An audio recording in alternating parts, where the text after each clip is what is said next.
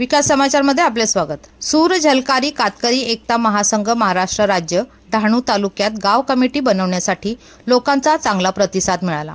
गणेश गावित डहाणू येथे सूर झलकारी कातकरी एकता महासंघ महाराष्ट्र राज्य या संघटनेचे संस्थापक रमेश सौरा यांच्या मार्गदर्शनाने डहाणू तालुका अध्यक्ष गणेश काकड्या गावित यांच्या अध्यक्षतेखाली कातकरी वस्ती असलेल्या पाड्यात जाऊन गाव कमिटी बनवण्यात आल्या।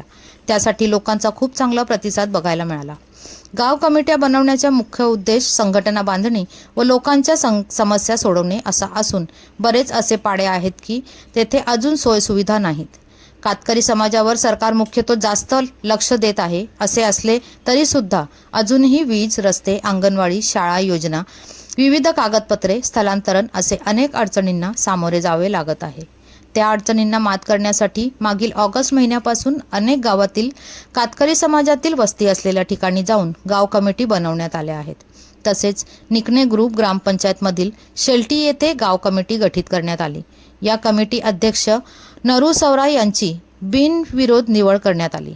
तसेच कमिटीमध्ये उपाध्यक्ष, सचिव, सहसचिव, सल्लागार व सभासद असे वेगवेगळे पद देण्यात आले। अशा एकूण 17 ग्रामपंचायती असलेल्या गावांना गाव कमिटी बनवण्यात आल्या। कमिटीचे गाव कमिटी अध्यक्ष निकणे सीताराम मिसाळ, सारणी सुरेश भोईर, रायतळी महेश पवार, गंजाळ रत्नाकर गावित, रणकोळ सुनील भोये, वेती सुरेश पवार, रानशेत अनंता नळगे, कासा दिलीप सौरा, खाणीव अजय पवार, शिलोंडा किरण सुबर, निंबापूर एकनाथ पवार, विवळवेढे विलास भोये, वदना दिलीप आरडी, देवगाव रणजित पवार, चरी पावन संदीप कुवरा, गंजाळ मणिपाडा गोविंद तुमडा गाव अध्यक्ष म्हणून बिनविरोधक निवड करण्यात आल्या व राहिलेल्या गावांना लवकरात लवकर बनवणार असल्याचे कळले।